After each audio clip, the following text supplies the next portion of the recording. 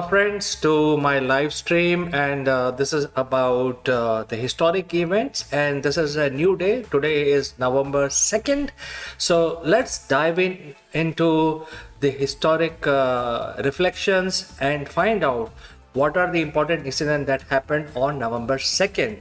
And by the way, friends, we are live, and you can engage with me, and if you have any questions or suggestions, you can use the chat function and reach out to me.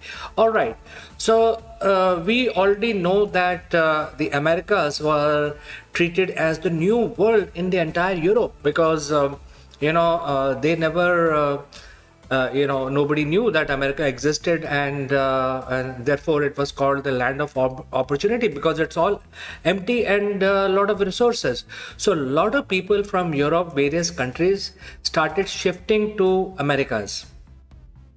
And the Scotland also did not want to left behind, and the first settlers in the year 1692 had a landfall on November 2nd, and they established a very thriving colony called Darien Ventures Colony in current day Panama.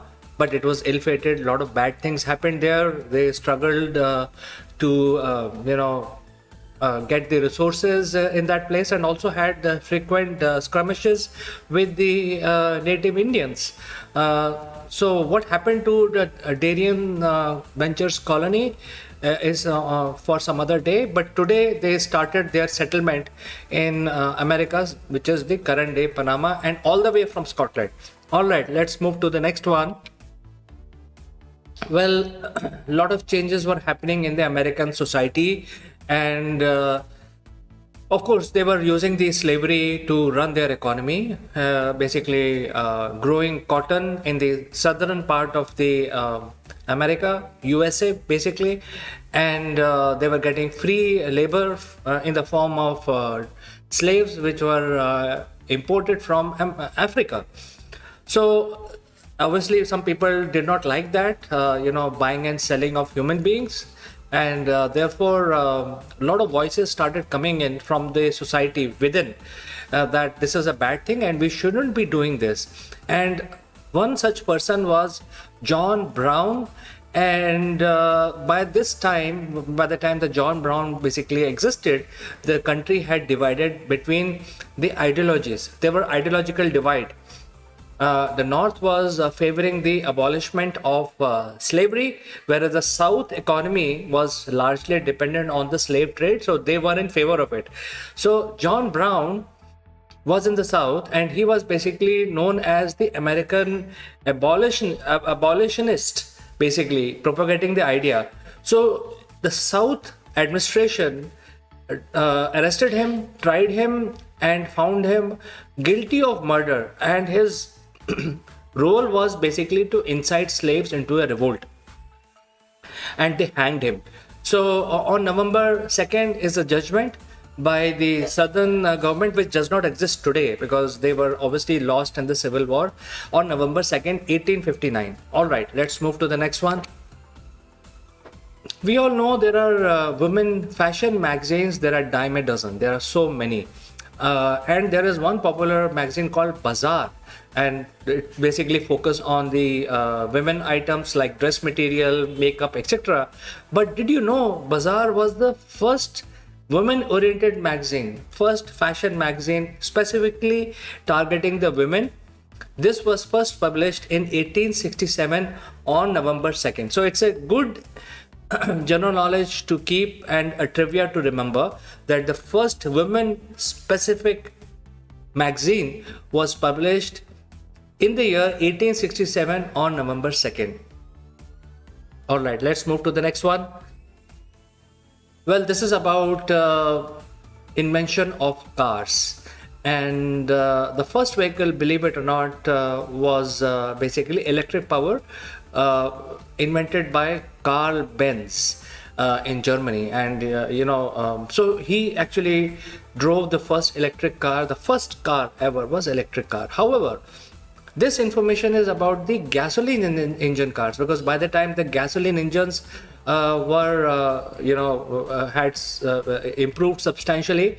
So the same person, Carl Benz, put a gasoline engine in his car, and The first internal combustion automobile was invented and patented today on November 2nd, 1886 in Germany. So, believe it or not, the cars basically came out of America, but they were actually invented in Europe, in Germany, and by this gentleman called Carl Benz. And today, Benz is a very popular name. In fact, the Mercedes is a joint venture with the Benz company, and that is why Mercedes is also known as Mercedes Benz. All right, let's go to the next one. The cars were being bought, and people did not know, other than moving around from point A to point B, what more they can do. They can actually use them in recreation, they can use them as motorhome, and the biggest recreation in those days, without the advancement in radio and television, was races. So they were doing a lot of races: horse race, dog race, rabbit race. All kinds of races were being done as a part of the entertainment. A lot of people used to come in these arenas, buy ticket and watch these races. So it was logical to start racing the car. So in the United States, in the year 1895, on November 2nd, in Chicago, the first car race was organized. So in the first car race, only 6 cars participated, and the track was 52-mile long lakefront course, and only 2 basically completed the course of the whole race because the other 4 broke down. So this is the first race. Important trivia to remember: the first race was organized in 1895, November 2nd. All right. We all know that cheerleaders are part of our sports arena, whether it is football, cricket, or any other game. There are cheerleaders, there are stage given, and whenever something important happened in the game, the cheerleader takes over and they basically help crowd to cheer. So if the crowd is distracted, the cheerleader bring them back to the sport and all that, and also provide that passive entertainment. But did you know the first cheerleaders were these guys, not the beautiful girls that you see today, but these were the guys who were the first cheerleaders, and they started in the United States in the year 1898, and the first program they conducted was on November 2nd, 1898. So important trivia, if you basically like to know when the cheerleading started. I think this is when it started. All right, so coming to the more information, and this is related to the finance. JP Morgan is a very well regarded, very well respected business house today, and JP Morgan was established by a very famous billionaire banker. His name was JP Morgan. And in the year 1907, on November 2nd, he actually invited 40 other bankers to his office, and then he forced all these other bankers, into his library within his office, and basically locked them inside his library, so that they are unable to take any action within their bank, and that averted a big banking crisis in 1907. And JP Morgan has been credited for taking such an action. I do not know what happened. Was there any legal lawsuit on him later? But on November 2nd, he actually carried out this forcible action on his fellow bankers to prevent a crisis in the year 1907. All right, let's move to the next one.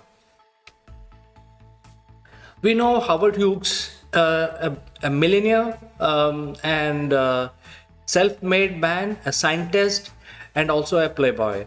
And so he wanted to construct world's largest aeroplane way back in 1940s, and government actually initially said that okay, we will support you, but then later they realized that the war is over, and because they wanted to use this Howard Hughes technology for a long range bomber, but then war came to an end in 1945, and therefore they pulled the plug on the funding.